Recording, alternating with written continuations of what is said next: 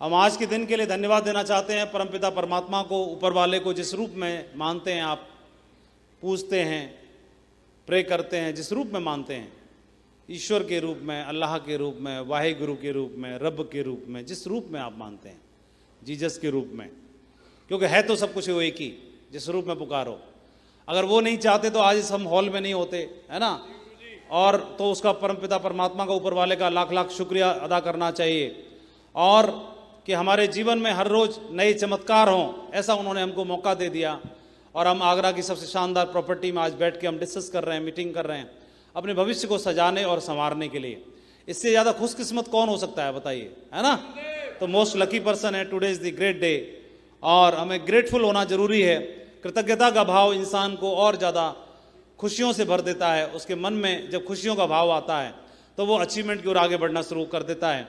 तो ग्रेटफुल रहें और जश्न के मूड में रहें। खुशियों के का भी धन्यवाद देना चाहिए, और साथ ही साथ मैं धन्यवाद देना चाहिए हमें कि हमें एक ऐसी ग्रेट अपॉर्चुनिटी मिली, तो उसके लिए खुश हैं कि नहीं आप लोग? दमदार खुशी के मूड में रहना है, दमदारी के मूड में रहना है। और बहुत सारे लोग जश्न मना रहे थे, खुश हो रहे थे। वैसे तो ये टीम ऐसी है, जोश के मामले में कुछ बंदे तो ऐसे मैंने नोटिस कर रखे हैं, उनको कुछ मत बोलो उससे पहले चिल्ला पड़ेंगे। कुछ लोग होंगे उनको दबाना पड़ता है, ये और उल्टा है, कौन सा कोड वर्ड सीख रखा है, ऐसे इशारा कर देने को पूरा हाल खड़ा हो जाता है। कुछ इंस्ट्रूमेंट मैंने छांट रखे हैं टीम में, हैं ऐसे हैं। तो और ऐसे बंदे हैं जिनको मतलब जश्न मनाने के लिए कोई डीजे नहीं चाहिए, वो कहीं जनरेटर चल रहा हो उधरी उसी की आवाज में डांस करके आ जाएंगे। जनरेटर पे भी डीजे समझ के आ जाते हैं, मालूम ही नहीं है कि जनरेटर बज रहा है कि डीजे है। तो 3 चीजें हासिल करना चाहता है प्रत्येक आदमी अपने जीवन में। वो 3 चीजें कौन कौन सी हैं?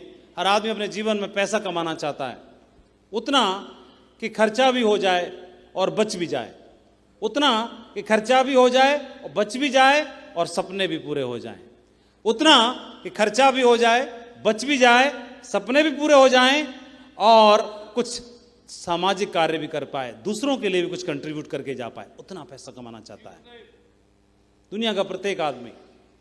और दुनिया का प्रत्येक आदमी ये चाहता है।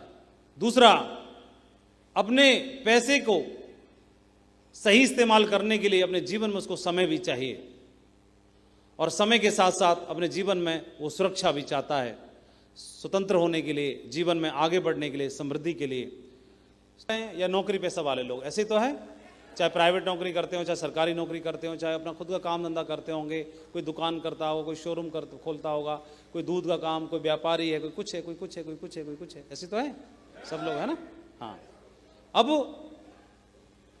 हर आदमी पैसा कमाता है जीवन में, ये तो हम लोग पैसा कमाते हैं। अब इसमें से 10,000 से लेकर के 1 लाख रुपए तक महीने कमाने वाले लोग बैठे होंगे।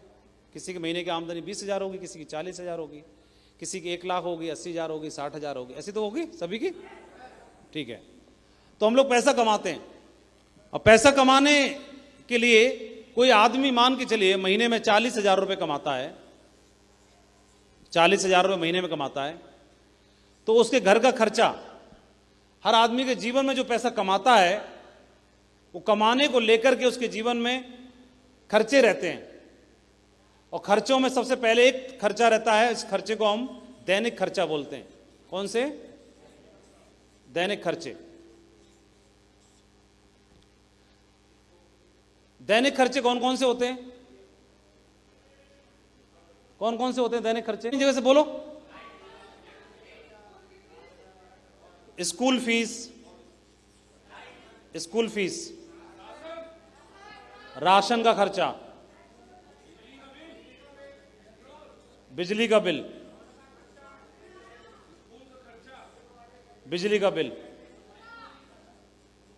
है स्कूल हो तो क्या, स्कूल का फीस, दूध का खर्चा, और दवाई का खर्चा, और किराया, मकान किराया, और पेट्रोल का खर्चा, और बिजली का बिल। ये हो तो गया बिजली का बिल, गैस का, मोबाइल का खर्चा, टीवी रिचार्ज, कपड़ों का,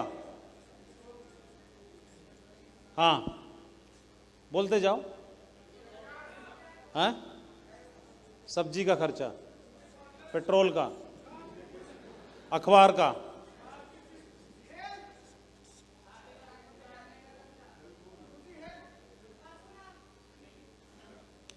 ये जो भी खर्चे हैं आपके, ये सारे खर्चे आपके दैनिक खर्चे हैं। घर का, परिवार का, राशन का, बिजली का, मोबाइल का, न्यूज़पेपर का, इंटरनेट का, वाईफाई का, टीवी रिचार्ज का, पेट्रोल का, इसका उसका, जो भी राशन खर्चा, ये सब खर्चे हैं, है ना।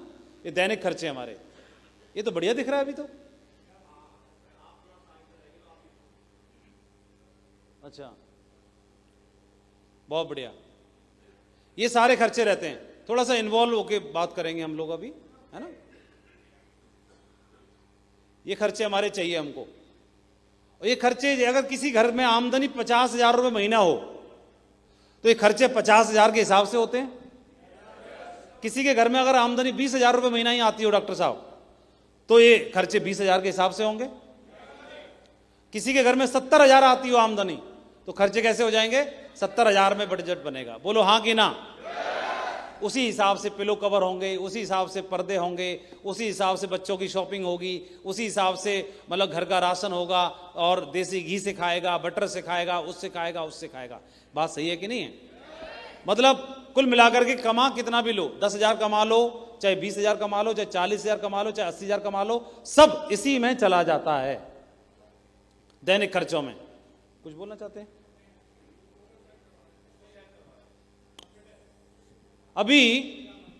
अभी दैनिक खर्चों में पूरा हमारी आमदनी चली जाती है। ये हमारे जीवन के दैनिक खर्चे होते हैं, डेली के खर्चे होते हैं। और कुछ लोग समझदार लोग होते हैं, जागरूक लोग होते हैं। वो जागरूक और समझदार लोग क्या करते हैं? वो इसमें से बचत करते हैं, शेविंग करते हैं। बचत इस बात के लिए क्योंकि उसको मालूम है कि एक दैनिक खर्चे के अलावा एक खर्चा और होता है हमारे जीवन में, वो होते हैं भविष्य के खर्चे। कौन से होते हैं बोलो? भविष्य के खर्चे। तो भविष्य के खर्चे कौन कौन से होते हैं, कौन बताएगा? भविष्य के खर्चे, हाँ, एक तो शादी का खर्चा, शादी खर्चा, और मकान का या घर का, मकान या घर, यानी घर हो, छोटा हो, एक कमरे का ही हो, लेकिन अपना हो, है ना। ये होता है घर का खर्च का होता है। और क्या होता है? कार का, कार छोटी हो लेकिन अपनी हो, कार का। अरे इंश्योरेंस भी तो क्या है, वो तो बचत ही तो है। वो तो आप बचत करने का तरीका बता रहे हो, आप वही कर रहे हो। भविष्य के खर्चे की बात कर रहे हैं। आप बेटी को डॉक्टर बनाना है, बेटी को डॉक्टर बनाना है, तो बेटी डॉक्टर बनेगी। तो कब बनेगी? आज थोड़ी बनेगी, भविष्य में बनेगी। बेटी डॉक्टर बनेगी। मम्मी पापा 4 धाम जाएंगे, 4 धाम यात्रा करेंगे या हज पे जाएंगे। 4 धाम या हज, ये कब के खर्चे हैं? भविष्य के। कब होंगे ये? आज या भविष्य में? भविष्य में। आज वाले ये रहे, ये आज के हैं और ये भविष्य के हैं। अब क्या करते हैं हमारे जो भी लोग हैं, हमें सिखाते हैं कि भाई थोड़ी बहुत बचत भी करनी चाहिए, जैसा भी आप पैसा कमाते हो उसके आधार पर। तो हम जागरूक हैं तो हम बचत करते हैं। और किसी ने 1,000 रुपया महीना की क्या किया, और पोस्ट ऑफिस में MIS खोल ली, किसी ने RD खोल ली, किसी ने सुकन्या खाता धन खोल लिया, है ना, है ना। कुछ बोलो तो हाँ ना तो करो ऐसे तो। और आपने 1,000 रुपये महीना अगर बचाया तो 1 साल में आपने 12,000 रुपये बचा लिए, तो 10 साल में कितने बचे? 1,20,000। और आपने अगर 40 साल तक कमाया, 40 साल तक बचाया, तो आपको कितना इकट्ठा हो गया? 4,80,000 रुपये। अब 4,80,000 रुपये आपने 40 साल में बचाया, तो पहले तो 40 साल बाद 4,80,000 अगर 4 गुना भी हो गए, तो उस पैसे का 40 साल के बाद मूल्य कितना रहेगा? जो वैल्यू है वो डिवैल्यूएट हो जाएगी, है ना। लेकिन ये तो तब होगी ना जब बचेगा। इन दोनों के बीच में एक खर्चा और आ जाता है, दैनिक खर्चा और भविष्य का खर्चा। इन दोनों के बीच में एक और आ जाता है, वो होता है आकस्मिक खर्चा।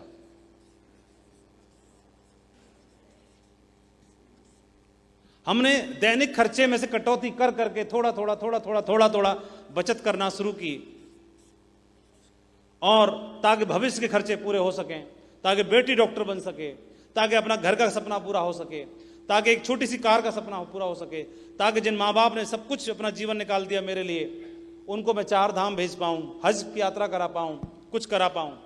तो इसके लिए मैंने करना शुरू किया बचत। लेकिन क्या हुआ, बीच में आकस्मिक खर्चे आ गए। और ये आकस्मिक खर्चे क्या होते हैं, अचानक से आते हैं। कभी किसी का कोई एक बड़ी बीमारी हो गई, किसी की एक्टिवा फिसल गई और मालूम पड़ा 12,000 का बिल आया, और 12,000 आपने तो 1 साल में बचाए थे। 1 साल की बचत एक ही झटके में गई। कई बार तो ऐसा बन जाता है कि गाड़ी माइनस में चली जाती है। मतलब कभी कोई और दिक्कत आ गई, कभी कोई और परेशानी आ गई, कभी किसी का कोई झगड़ा हो गया, आकस्मिक सडन ऐसे खर्चे आ जाते हैं कि जो हम बचत करते हैं वो बचत पूरी इसी में चली जाती है। क्या इस बात से आप सहमत हैं? कितने लोग सहमत हैं? पूरी बचत इसमें चली जाती है और ले दे के सेविंग के नाम पर क्रॉस हो जाता है। हमने दैनिक खर्चे में से 40,000 या 60,000 या 70,000 जो भी कमाते हैं, उसमें से दैनिक खर्चे करते करते थोड़ा थोड़ा बचाया भविष्य के खर्चों के लिए, कार के लिए, 4 धाम के लिए, हज के लिए, या बेटी को डॉक्टर बनाने के लिए। उसके लिए हमने बचाना शुरू किया। अचानक से क्या हुआ, आकस्मिक खर्चा आ गया और वो सारी बचत को ले गया। क्या ये बात सही है? यहां तक समझ में आ रहा है? अब मैं आपसे पूछना चाहता हूं कि ये भी हो गया और ये भी हो गया, लेकिन ये तो ज्यों का त्यों खड़ा हुआ है ना, है? ये ज्यों का त्यों खड़ा हुआ है। और इसमें क्या क्या है? इसमें शादी का खर्चा है, मकान का है, कार का है, बेटी को डॉक्टर बनाने का है, और माँ बाप को 4 धाम भेजने का है। तो अभी आप बताओ, बचत तो कोई जो करी थी वो तो यहां चली गई। अब बेटी डॉक्टर बनेगी कि नहीं बनेगी? तो उसके लिए क्या व्यवस्था है? क्या व्यवस्था है उसके लिए? या 4 धाम मम्मी पापा को भेजना है, उसके लिए क्या व्यवस्था है? या कोई और ट्रीटमेंट कराना है, तो उसके लिए क्या व्यवस्था है? कोई आदमी बोलता है कि मैं क्यों करूं, मैं तो नौकरी में हूं, मैं तो इसमें हूं, मैं तो उसमें हूं। मैं माधव भी नौकरी में था और माधव को यह लगता था कि मुझे इस बिजनेस की आवश्यकता ही नहीं है। तो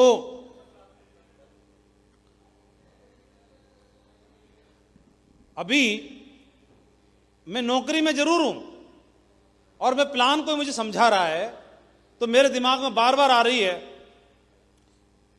रही है कि मुझे क्या जरूरत है इस बिजनेस की।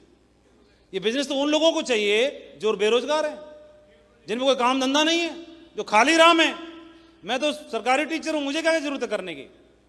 मैं अकड़ रहा हूं, मैं ढंग से सुन नहीं रहा, मैं एक कान से सुन के दूसरे से निकाल रहा हूं, इसलिए कि मुझे लगता है मुझे इसकी जरूरत नहीं है।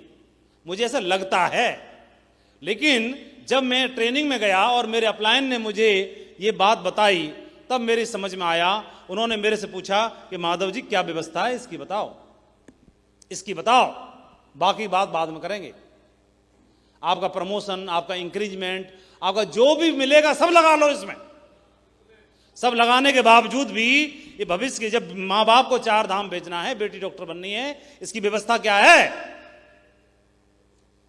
और इसकी व्यवस्था, मेरा तो चेहरा पीला पड़ गया। वही क्वेश्चन मैं आज आपसे पूछ रहा हूं, आप बताओ क्या व्यवस्था है इसकी? चाहे आप नौकरी करते हो, चाहे अपना खुद का काम धंधा करते हो, चाहे खुद का कोई व्यापार करते हो, मैं सबसे प्रश्न कर रहा हूं, मैं तो सबसे, इसकी क्या व्यवस्था है? नहीं है। तो जब नहीं है तो इसको करने के लिए कोई अगर रास्ता मिले और बताया जाए, तो क्या इस व्यवस्था के लिए, बेटी को डॉक्टर बनाने के लिए कुछ कर लेना चाहिए, नहीं कर लेना चाहिए? तो फिर मेरे अपलायन बता रहे हैं कि दुनिया में हर आदमी को 24 घंटे का वक्त देता है ऊपर वाला, 24 आवर। और 24 घंटे के वक्त में से कोई भी आदमी सुबह 3 घंटे का वक्त सुबह जागने में, तैयार होने में, पूजा अर्चना करने में और नौकरी तक जाने में, ट्रेवलिंग करने में 3 घंटे का वक्त निकाल देता है ना? तैयार होने में, पूजा करने में और ट्रेवलिंग करने में, नौकरी तक जाना पड़ता है ना, वहां तक 3 घंटे गए। इसके अलावा -3 कितने बचे? 21 घंटे। 8 घंटे नौकरी करता है, कम से कम 8 घंटे या इससे ज्यादा। फोर्स में होगा तो इससे भी ज्यादा करनी पड़ती है ना? कम से कम 8, तो 21 - 8 कितना बचा? 13 घंटे। 13 घंटे में से कोई भी आदमी, सामान्य आदमी 8 घंटे की नींद लेता है। क्या लेता है? नींद लेता है। तो 13 - 8 कितना बचा? हाँ,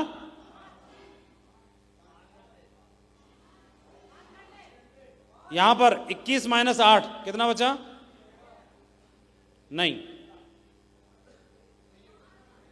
ओके, तो यहां पर बचा 13 घंटे। हाँ, यहां कितना बचा? 5 घंटे, 5 आवर। 2 घंटे आदमी क्या करता है?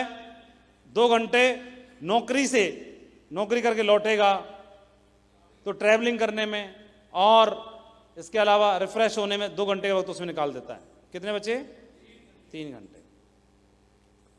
अब आप नौकरी, सुबह तैयार हुए, नौकरी पे गए, नींद ली आपने, नौकरी पूरी कर ली, ट्रैवलिंग का वक्त जोड़ दिया, तब जाके 3 घंटे का वक्त बच रहा है। ये मेरे अपलाइन मुझे समझा रहे हैं कि माधव जी 3 घंटे का जो इस्तेमाल जो करता है आदमी, अलग अलग लोग इसका इस्तेमाल अलग अलग तरह से करते हैं।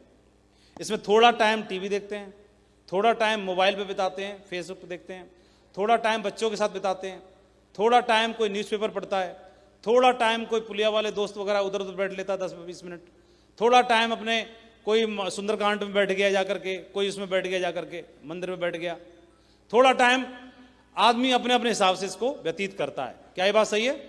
कोई परिवार के साथ बैठता है, कोई पेरेंट्स के साथ बैठता है, कोई समाज में बैठता है, कोई पुलिया पे बैठता है, कोई टीवी के साथ समय बिताता है, कोई न्यूज़पेपर में, कोई इंटरनेट पे, कोई अपना समय बिताते हैं।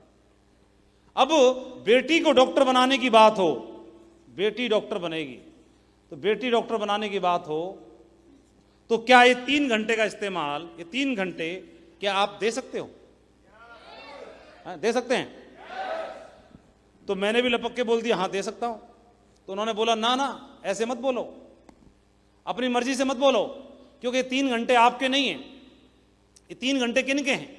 ये 3 घंटे उनके हैं जिनके संग आप बैठते हो, बच्चों के साथ, परिवार के साथ, फैमिली के साथ, पेरेंट्स के साथ, वाइफ के साथ, दोस्तों के साथ, मित्रों के साथ, पड़ोसियों के साथ, टीवी के साथ, इंटरनेट के साथ, वही तो हैं। और बगैर पूछे आप दे रहे हो। तो वो टाइम अगर आपने दे दिया तो ये बात जरूर है कि बेटी डॉक्टर बन जाएगी, लेकिन जिनका टाइम कट कर रहे हो वो नाराज भी होंगे कि नहीं होंगे? इसीलिए सबसे पहले सेल्स ऑफ बिजनेस कोई करता है तो सबसे पहले कोई नाराज होते हैं तो घर वाले ही नाराज होते हैं, क्योंकि उनका टाइम कट करके आप इधर दे देते हो तो नाराज हो जाते हैं कि नहीं हो जाते हैं? घर वाले, परिवार वाले, दोस्त, अरे ये तो सठिया गया, ये तो नवाब बन गया, ये आरा लखपति बन, दोस्त भी ताना कसते हैं। पहले उनके साथ बैठते थे, टीवी का भी, मोबाइल का भी, इसका भी, लेकिन उन्होंने ये बताया कि हाँ, लेकिन ये करते हो आप किसके लिए? बेटी को डॉक्टर बनाने के लिए, भविष्य के खर्चों को पूरा करने के लिए, भविष्य के खर्चे पूरे करने के लिए। और इसके लिए उन्होंने बताया चाहो तो आप 3 घंटे को थोड़ा थोड़ा और बढ़ा सकते हो। अगर बेटी को डॉक्टर बनाने की बात हो तो क्या 1 घंटा देर से सोया जा सकता है कि नहीं सोया जा सकता है? तो 3 + 1 हो जाएगा कि नहीं हो जाएगा? और 1 घंटे जल्दी जग सकते हैं कि नहीं जग सकते हैं? तो +1 एक और हो जाएगा कि नहीं हो जाएगा?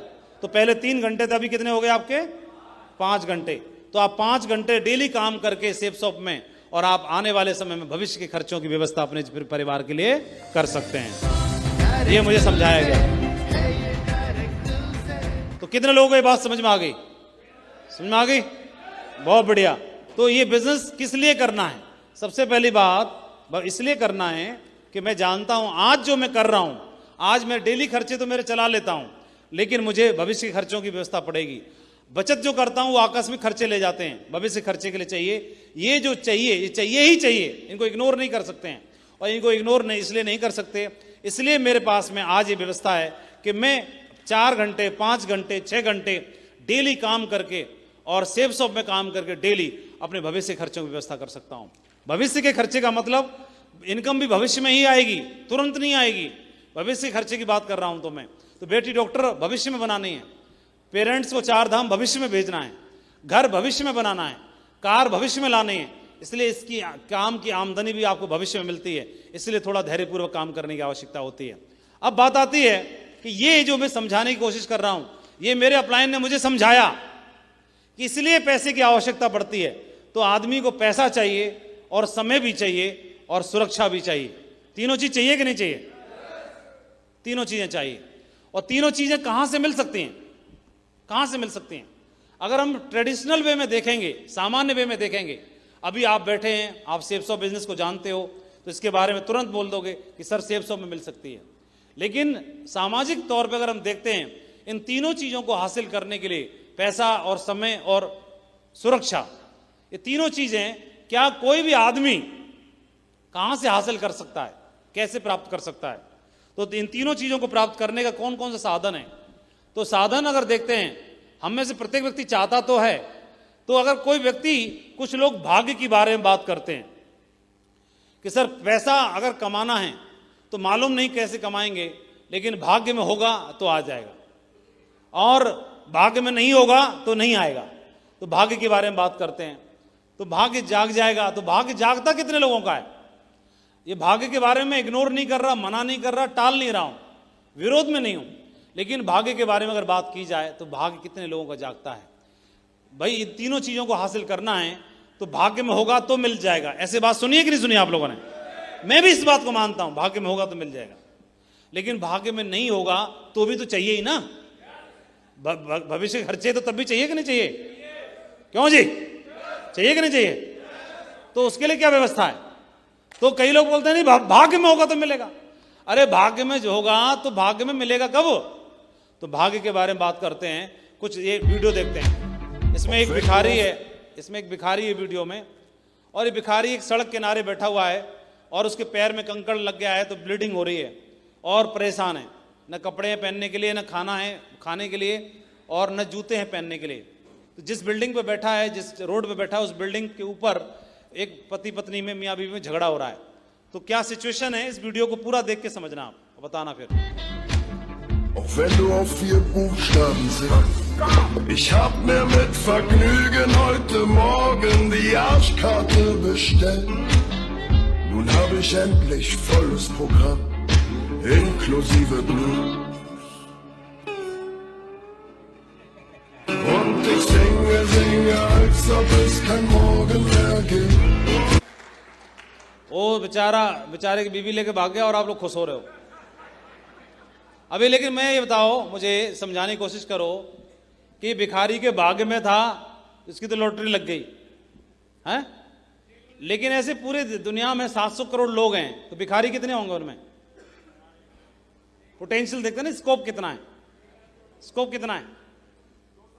1 करोड़ तो होंगे ही ना, कम से कम की बात करते हैं, ज्यादा क्यों मान रहे हो? वो कह रहा 200 करोड़ तो होंगे ही।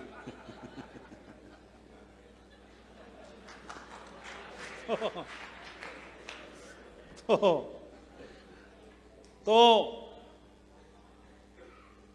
1 करोड़ अगर हुए तो उन 1 करोड़ भिखारियों में इस तरह की लॉटरी कितने लोगों की लगेगी? नहीं, इक्का दुक्का जिसकी लगनी थी लग गई। क्योंकि आप देखो कि नहीं भाग्य के भरोसे बैठे रहें, तो पहले तो ये देखो कि जिस बिल्डिंग के नीचे कोई अगर दूसरा भिखारी इसको देख करके मोटिवेट हो जाए, भाई इसका भाग्य जाग गया तो अब आजकल मैं भी कुछ नहीं करूंगा और मेरा भी लॉटरी लगेगी, ऐसे ही। तो जहां पर बैठा होगा तो इस बात की क्या गारंटी है कि उस बिल्डिंग के ऊपर मियाँ बीवी में झगड़ा ही हो रहा होगा? इस बात के कितने चांस हैं?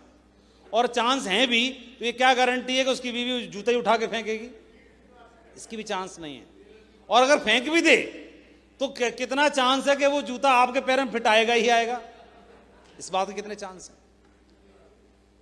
हाँ, चांस कितने हैं? 1 करोड़ में 1 का, तो 1 का नंबर लग गया पहले ही। बाकी क्या करना चाहिए? बाकी को भरोसे बैठे रहना चाहिए या कोई दूसरा उपाय सोचना चाहिए? हाँ, तो वही बात कर रहे हैं। भाग्य भरोसे बैठने से हमारा नंबर नहीं लगने वाला कभी, ये समझने की बात है।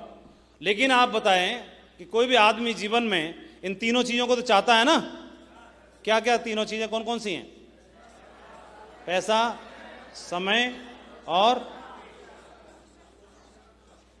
सुरक्षा, ये तीनों चीजों को हासिल करना चाहता है। इन तीनों चीजों को हासिल करने का दूसरा उपाय क्या है? कोई बताएगा आप में से? हाँ? अरे मेहनत तो कर तो रहे हो ना, नौकरी में काम धंधा कर तो रहे हो आप, और क्या करोगे अलग से? और कहां पे करें? एक तो भाग्य का बात करता है आदमी, और क्या करेगा? एक पिछली मीटिंग में एक बंदे ने बताया, गुरुजी एक काम करो कि किसी अमीर लड़की को पटा लो, ऐसे करके बता रहा था। उसे तरीके पूछ रहे थे, तो आदमी जैसा होगा दिमाग वैसे तरीके बताएगा। तो ये कह रहा कि कोई मोटी वाली मोटरिया को पटा लो, पैसे से मोटी, और उसी की तो बात कर रहे हैं। तो मैं बोला तेरे से ही पटेगी क्या वो मोटरिया? कोई और बचा नहीं पृथ्वी ग्रह पे कोई। पहले तो ये है। दूसरा तो ऐसे बता रहा था, कहां गया, एक बंदे ने पोस्ट किया कि अमीर घर की लड़की कैसे पटाएं, कौन कौन जानना चाह रहा है? ये देखो ये हाथ खड़ा कर रहा है, बोलो गुरुजी मुझे बता दो।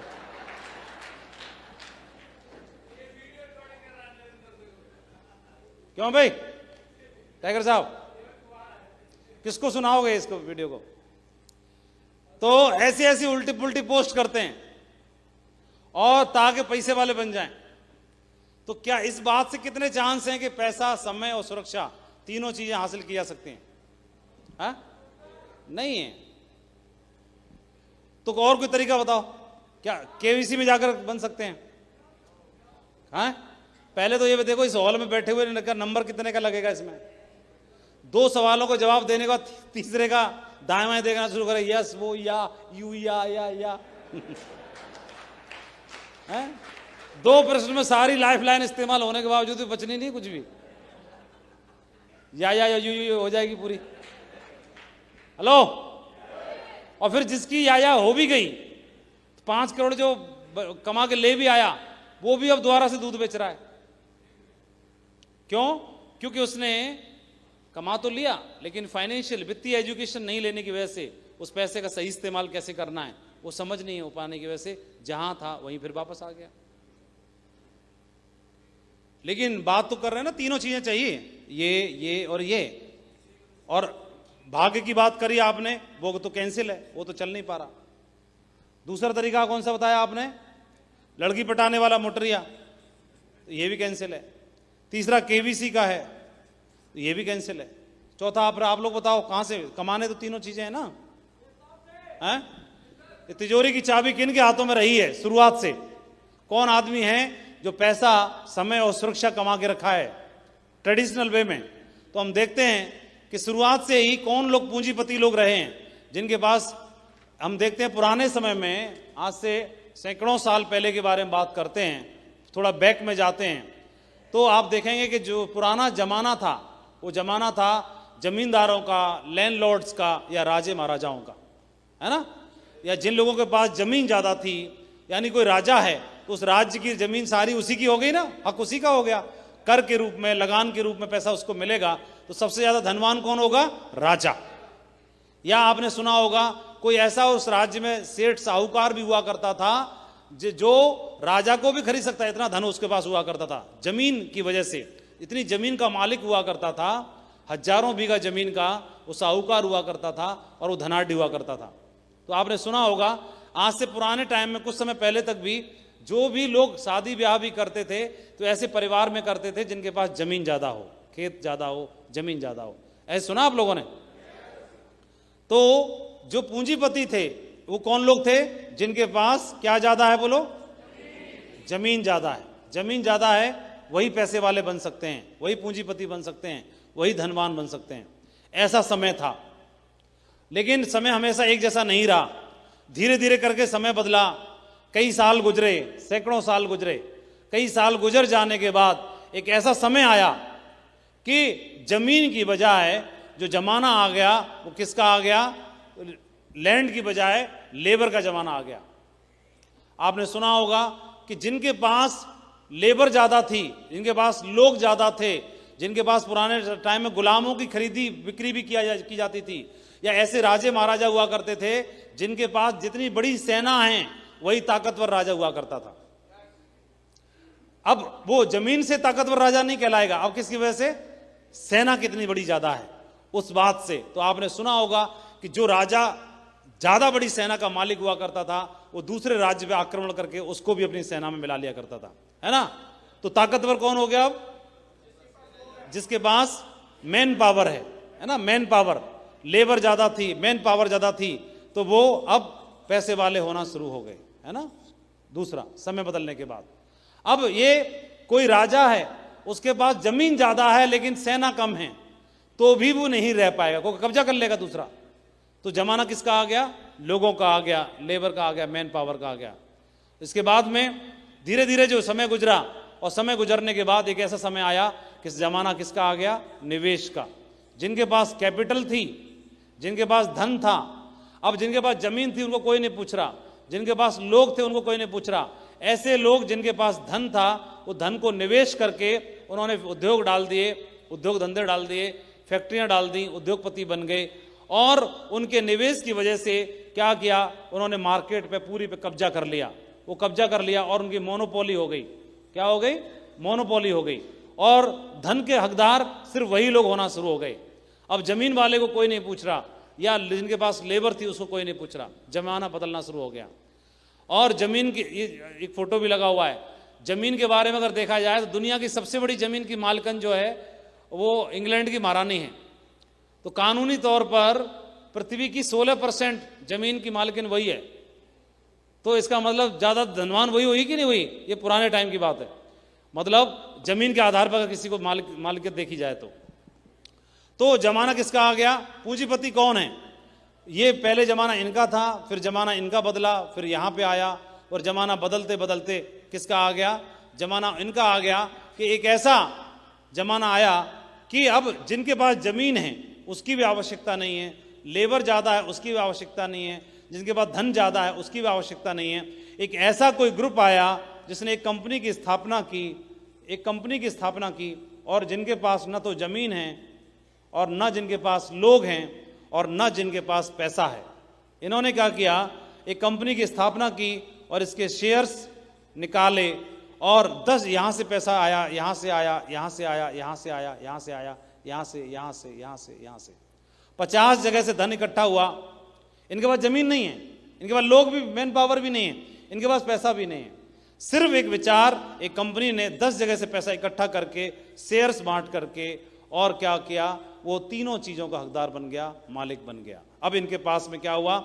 इनकी ताकत को न तो जमीन से मापा जा रहा, न लोग मैन पावर से नापा जा रहा, और न निवेश की बदौलत। सिर्फ क्या किया? एक कंपनी ने अपने आप को स्थापित किया, और शेयर्स बांटने की वजह से वो एक ऐसा ऑर्गेनाइजेशन बन गया, एक ऐसा उद्योगपति बन गया जिसने तीनों चीज हमने जिसके बारे में बात की, पैसा, समय और सुरक्षा, तीनों चीजों के हकदार बन गए।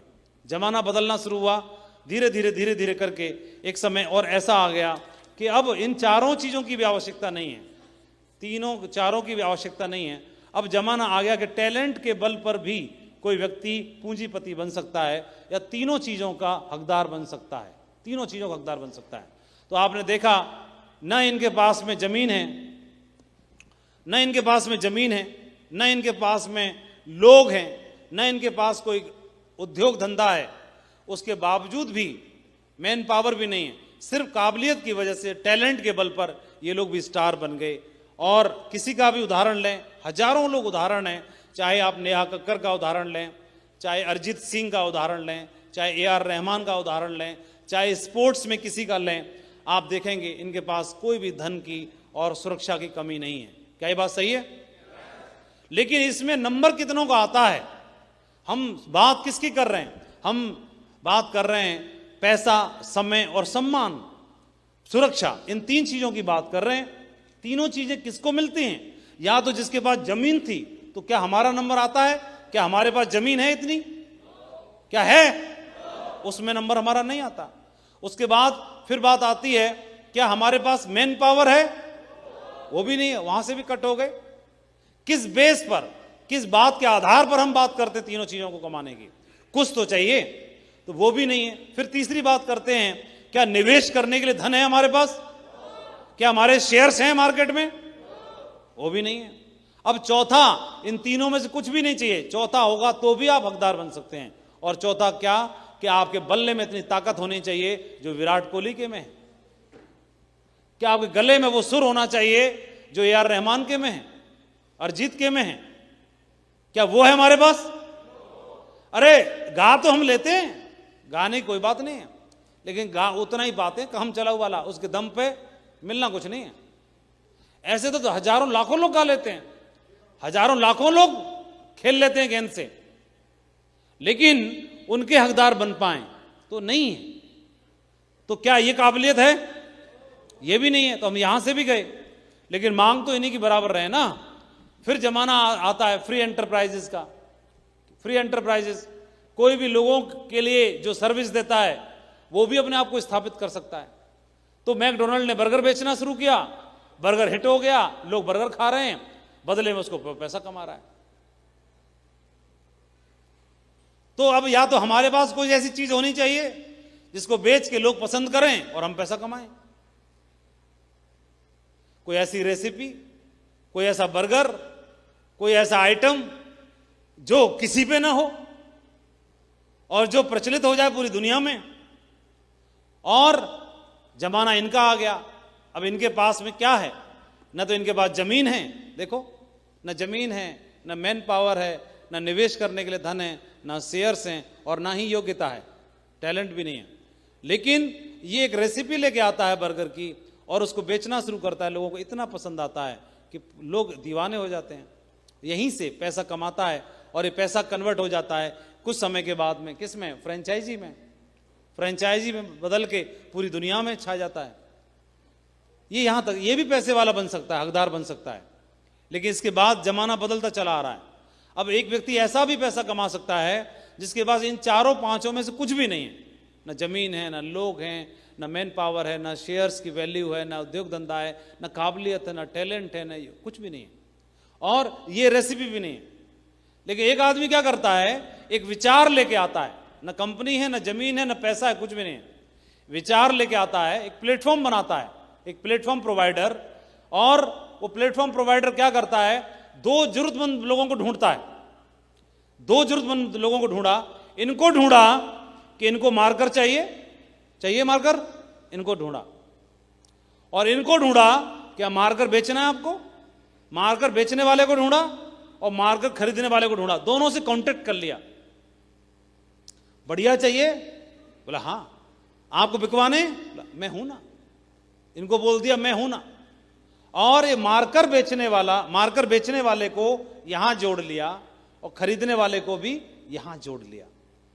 इसके पास अपना खुद का नहीं, कुछ भी नहीं है, न कंपनी है, न जमीन है, न लोग हैं, न पैसा है, न कुछ नहीं है।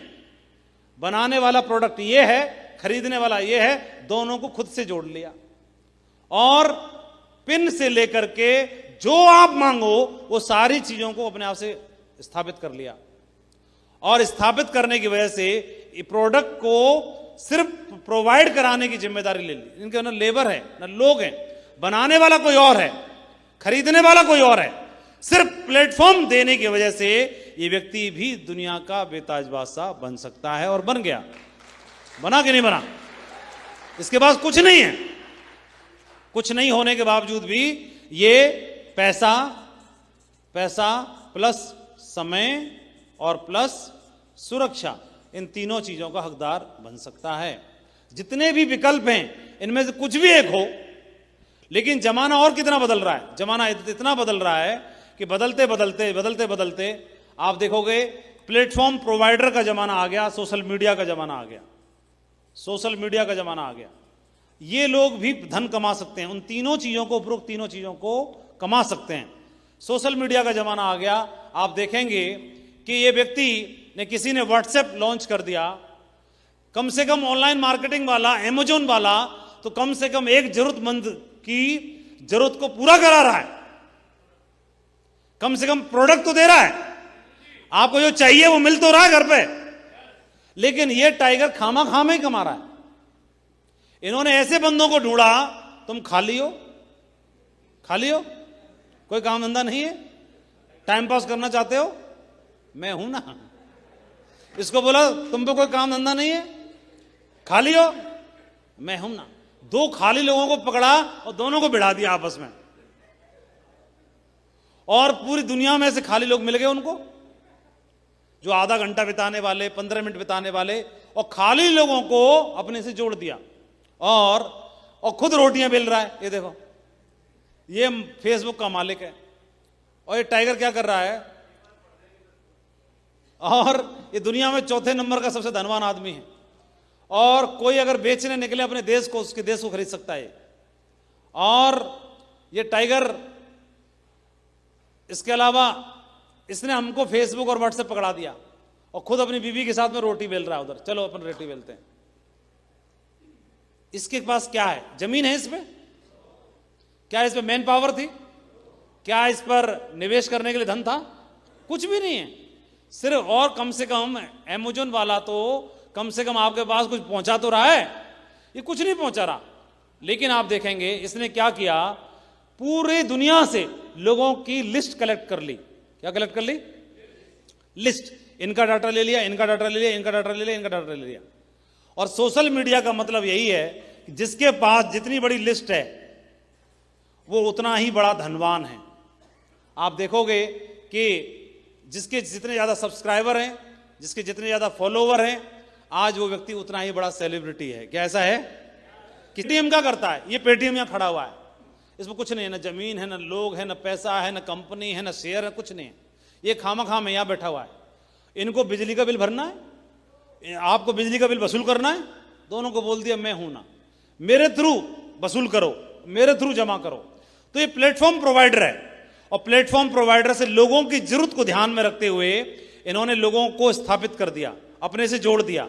और जिसने जितनी बड़ी लिस्ट कलेक्ट कर ली, आज वो उतना ही बड़ा सेलिब्रिटी है, उतना ही बड़ा पैसे वाला है, और उतना ही बड़ा धनाढ्य है। चाहे वो आप गो आईबीओ के बारे में बात करते हैं, गो आईबीओ का कोई भी होटल नहीं है, उसका खुद का अपना कुछ भी नहीं है, कोई गेस्ट हाउस नहीं है, ओला की अपनी कोई टैक्सी नहीं है, गो आईबीओ अपना कोई होटल नहीं चलाता है।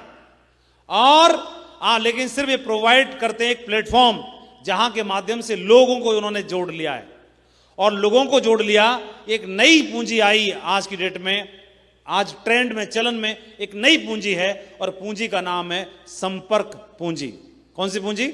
संपर्क पूंजी, कॉन्टैक्ट पूंजी। लोगों के कितने ज्यादा कॉन्टैक्ट हैं, वो उतना ही बड़ा पैसे वाला है। और आप जानते हैं कि इसके ऊपर एक किताब भी लिखी जा चुकी है कि आप संपर्क द्वारा पूंजी निर्माण कैसे करें, अपने संपर्कों को आमदनी में कैसे बदलें। बॉब प्रोक्टर ने एक किताब लिखी है। और आप देखेंगे आज की डेट में कोई भी राजनीतिक पार्टी नोट से ज्यादा बड़ी होती है या वोट से ज्यादा बड़ी होती है? किसकी वजह से? सुना नहीं मैंने। वोट से। वोट का मतलब क्या हुआ? किसके संपर्क में लोग ज्यादा हैं वही ताकतवर है। क्या समझ में आया? किसके संपर्क में लोग ज्यादा हैं वही ताकतवर है। तो आज की डेट का कोई व्यक्ति ताकतवर, अमीर और पैसा, समय और सुरक्षा चाहता है, तो इसके लिए बड़ा बनना चाहता है, तो इनके लिए, तीनों के बनने के लिए क्या चाहिए? जमीन की जरूरत नहीं है, और लोगों की जरूरत नहीं है, मैन पावर की जरूरत नहीं है, और निवेश की जरूरत नहीं है, कंपनी का एमडी होने की जरूरत नहीं है, और टैलेंट नहीं है तो भी चलेगा। सिर्फ आपके पास कॉन्टैक्ट्स हैं तो भी आप बहुत बड़े व्यक्तित्व बन सकते हैं। बहुत बहुत बधाई हो। हमको भी सेफ शॉप के माध्यम से एक ऐसा मौका मिल गया है जहां पर सिर्फ संपर्कों को इनकैश करके और हम भी तीनों चीजों के मालिक बन सकते हैं, तीनों चीजों के हकदार बन सकते हैं। बहुत बहुत बधाई हो। कंग्रेचुलेशन।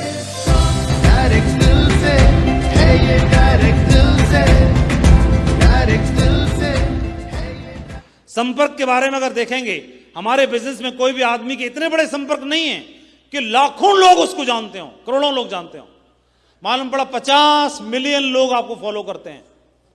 50 मिलियन की बात कर रहे हो? फेसबुक पर अगर कुछ पोस्ट कर भी दिया, इंस्टाग्राम पे, तो 50 लाइक ना मिले? 50 बार पलट के देखा 50 लाइक मिले कि नहीं मिले? जिसको 50 लाइक भी नहीं मिल रहे, उस आदमी को किस बात का पैसा मिलेगा? बताइए, क्या बात का पैसा मांग रहे हो? लेकिन हमारे बिजनेस में क्या होता है, कोई आदमी मैक्सिमम लिस्ट बनाता है। कितने लोगों की लिस्ट बनाता है, बोलो जरा, है? कितने लोगों की लिस्ट बनाता है? बोल ही नहीं रहे। 100 की, 150 की, 80 की, 70 की, 40 पे आके तो उसका मतलब भूगोल बिगड़ जाता है। 40 नाम लिखते ही भूगोल गायब हो जाता है। लेकिन अगर कोई दमदार आदमी है, 200 की लिस्ट बना भी ली उसने, तो थोड़ा ध्यान से देखेंगे आप लोग, समझ रहे हैं?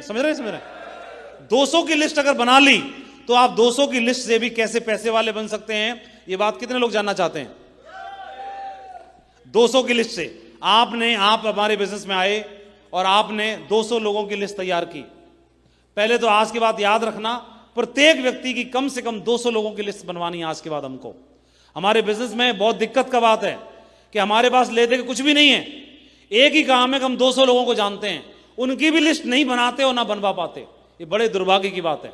लेकिन आप यहां पे ध्यान से देखेंगे, आपने इस बिजनेस को ज्वाइन किया, ज्वाइन करते वक्त ये आप हो, ये आपकी आईडी है। अब मुझे बताओ, आपको इस बिजनेस में लाखों रुपए क्या बात की वजह से मिले? क्या आपके पास जमीन है? क्या आपके पास में मैन पावर है? क्या आपके पास में धन है लगाने के लिए अरबों रुपया? क्या आप किसी कंपनी के एमडी हैं? आपके पास क्या है? क्या आपके पास विराट कोहली जैसी योग्यता है? कुछ भी नहीं है। सिर्फ इनसे पूछा भाई साहब से, कमाना तो वही चाहते हैं सेलिब्रिटी की तरह, और इनके पास में सिर्फ एक ही चीज है, क्या है कि 200 लोगों को जानते हैं, बस इतना ही तो है। इसके अलावा कुछ है? अगर बाहर मार्केट में आप जाओ कि 200 लोगों की लिस्ट है साहब, मुझे दे दो 6 लाख रुपए महीना, कोई देगा? है? क्यों टाइगर साहब? लेकिन यहां पर सेफ शॉप हमको मौका देती है। 200 लोगों की लिस्ट आप बनाते हो, 200 लोगों की लिस्ट ऐसी लिस्ट होनी चाहिए पहले तो जो आपकी बात मानते हो। लेकिन हम जानते हैं कि हमारी में इसमें से एक भी ना माने, और इन 200 लोगों में से आप किसी एक व्यक्ति को यहां पे जोड़ते हैं और एक व्यक्ति को यहां पे जोड़ते हैं, ऐसी बिजनेस शुरू होता है। पीछे वाले थोड़ा रात भर, मैं जानता हूं रात भर ट्रेवल करके आए हो, नींद नहीं हुई है, पूरी अधूरी है, फिर भी हिम्मत दिखा रहे हो आप लोग। बहुत दमदारी वाली बात दिखाई आपने, है ना? ध्यान से सुनते हैं। क्या होता है, ऐसी बात सुन के नींद आना स्वाभाविक है, क्योंकि मास्टर अगर ब्लैक बोर्ड पर पढ़ा रहा हो और अगर यही पढ़ लेते तो यहीं क्यों बैठे होते? इसकी हैबिट कहाँ है हमको? और ये मास्टर तो नौकरी छोड़ के आ गया, यहां भी मास्टरी दिखा रहा अपनी, है ना? है ना? लेकिन ये कहां मालूम था कि वो वाली क्लास अटेंड नहीं करने के बाद में भी पीछे नहीं छूटेगा क्लास अटेंड करने का, कोई और दूसरा पकड़ लेगा। हाँ, हेलो। तो 2 लोग आपने यहां पर हैं, 200 की लिस्ट लेके आए, एक राइट में एक लेफ्ट में आपने ज्वाइन कराया, क्या सही है? तो आपने सुना होगा एक रामायण में एक बाली का नाम सुना होगा आपने, एक पात्र हुए हैं बाली। बाली के बारे में एक विशेषता थी कि बाली को ऐसा वरदान प्राप्त था, उसके सामने कोई भी योद्धा चला जाए, उसकी आधी ताकत 50% उसमें चली जाती थी, समा जाती थी। तो इस बंदे में ज्यादा ताकत नहीं, हल्का फुल्का है। कोई कमजोर आदमी में उसके सामने कोई दमदार आदमी चला जाए तो दमदार आदमी की 50% इसमें चली गई और अपनी थोड़ी बहुत तो इसके अंदर होगी पहली, तो सामने वाले से भारी हो जाएगा कि नहीं हो जाएगा? उसको उठा उठा के कूटेगा कि नहीं कूटेगा? हाँ। लेकिन अगर कितने लोग चाहते हैं अगर ऐसा वरदान बाली की तरह आपको भी मिल जाता तो मजा आ जाता? बाली वाला। तो मैं आपको बताना चाहता हूं, बाली को वरदान प्राप्त था कि 50% ताकत आएगी। कितनी कितनी बोलो, कितनी? 50%। कितनी? हाँ। लेकिन हमें धन्यवाद देना चाहिए सेफ शॉप का। आप 200 की लिस्ट लेके आए थे, कोई व्यक्ति आपकी टीम में जुड़ा और ये 200 की लिस्ट लेके आया, ये भी तो 200 की लिस्ट लेके आया। बाली की को आधी ताकत प्राप्त होती थी, लेकिन थैंक्स टू सेफ शॉप आपकी 200 की लिस्ट पूरी इसकी थी, वो आपकी हो जाती है ऑटोमेटिक। हो जाती है कि नहीं हो जाती है? 200 की लिस्ट है किसकी? इसकी। हो गई किसकी? आपकी। 200 की लिस्ट ये लेके आया, लिस्ट किसकी है ये वाली? इनकी। और हो गई किसकी अब? इसकी। और ताकतवर कौन है आज की डेट में? जिसकी लिस्ट बहुत बड़ी है। कौन है? जिसकी लिस्ट बहुत बड़ी है, जिसकी कॉन्टैक्ट बहुत बड़े हैं, जिसकी संपर्क पूंजी बहुत बड़ी है, संपर्क ज्यादा बड़े हैं। तो अब हमें क्या करना है? शुरुआत में आपकी टोटल लिस्ट कितने की बनी? सही बताओ। 200 आपकी, 200 इनकी और 200 इनकी, टोटल कितनी बनी? 600। तो सही बताओ, जो आदमी 600 लोगों की जिसकी लिस्ट है, तो क्या उसको लाखों रुपए मिलते हैं? कहीं मिलते हैं उसको? तो लाखों रुपए के लिए क्या करना पड़ेगा? इस लिस्ट को अब हमें बढ़ाना पड़ेगा। क्या करना पड़ेगा? बढ़ाना पड़ेगा, बढ़ाना पड़ेगा। इसीलिए शुरुआत में आप जुड़ते हो और आपकी टीम 2, 3, 4 की होती है तो पैसा नहीं आता, ज्यादा काम नहीं होता, लिस्ट ही छोटी है। लिस्ट अगर बड़ी देखनी है तो मन ललचा रहा होगा। ये पगड़ीधारियों की लिस्ट देख के दिल कर रहा होगा, वाह कितने किस्मत वाले, इनकी सबकी लिस्ट बड़ी है कि नहीं है? कि नहीं है? इनकी लिस्ट बड़ी है, बढ़िया है कि नहीं? दमदार है कि नहीं है? लेकिन ये लोग भी ललचाते हैं, जब जसवीर जी और विजयपाल जी की तरफ मुड़ के देखते हैं तो मुंह फट जाता है इनका। हाँ, इतनी बड़ी लिस्ट के मालिक बैठे हैं, बोलो। तो हमें क्या करना है? आज के बाद एक ही मिशन बनाना है। आप यहां पर हैं यू, और आपकी टीम में प्रत्येक व्यक्ति, जितने भी जुड़ते हैं, जितनी सेल जाती हैं, हर एक व्यक्ति की बिठा करके 200 लोगों की लिस्ट तैयार करवानी है। और जैसे जैसे अगर आपकी टीम में 10 लोगों की टीम बनी और 10 की 200 की लिस्ट बनी तो आपकी लिस्ट हो गई 2000 की। जैसे टीम आपकी 100 की बनी और प्रत्येक की 200 की लिस्ट बनी तो आपकी टीम की लिस्ट कितनी हो गई? 1 0 और बढ़ जाएगी। और जैसे ही 1000 की टीम बनी और 200 की लिस्ट बनती है तो आपकी 1 0 और बढ़ जाएगी। और अगर आपकी टीम बनती है 10,000 की और प्रत्येक की 200 की लिस्ट बनाते हो तो आपकी टीम में 1 0 और बढ़ जाएगी। और जैसे ही 0 बढ़ना शुरू हुई तो आपका चेक में भी 1 2 3 4 5 0 लग के आना शुरू हो जाती हैं ऑटोमेटिक। बधाई हो, कंग्रेचुलेशन। क्या ये बात समझ में आ रही है? कितने लोगों को समझ में आ गया? क्या बात समझ में आई है? क्या समझ में आया है? और कईयों को अभी एहसास हो रहा होगा, माय गॉड, मैं तो लिस्ट बनाने पे ध्यान ही नहीं देता था इतना। किसी ने 30 नाम लिख लिए तो लिख लिए, और कोई लिखे तो लिखे ले, मैं खुद ही नहीं लिखता था। आज के बाद सबसे पहले एक संकल्प लेना है। यहां से जाने के बाद डाउनलाइन की लिस्ट कितने लोग बनवाएंगे? नहीं, ये नहीं करना। सबसे पहले अपनी लिस्ट जाके बनानी है, अपनी।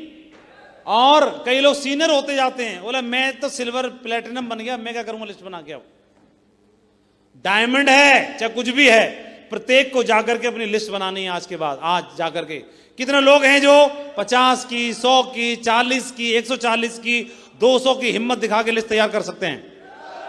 कर सकते हैं? अगर आप नाम ढूंढोगे तो कुछ न कुछ नाम तैयार कर सकते हो। और अगर ये टाइगर यहां पे बैठे हुए हैं, अगर ये तो वो लोग हैं जो लिस्ट अपनी बनाते ही नहीं है, ये तो सब लीडर बैठे हुए हैं। मैं लीडरों की बात करता हूं। 500 लीडर अगर इस हॉल में मौजूद हैं और 200 के हिसाब से लिस्ट तैयार कर लेते हैं तो कितने हो गए? 1 लाख नए लोगों का डाटा तैयार हो गया, जो इस बिजनेस में नंबर 1 टीम बना सकता है। इस टीम को धुआं उठा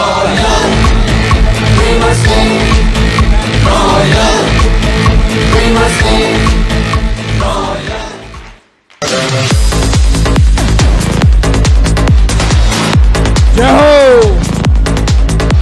यकीन मानो अभी तो एक पन्ना खुला है, अभी ऐसे ऐसे पन्ने खुलने वाले हैं कि मैंने आपको वादा किया था, बोला था कि नहीं बोला था?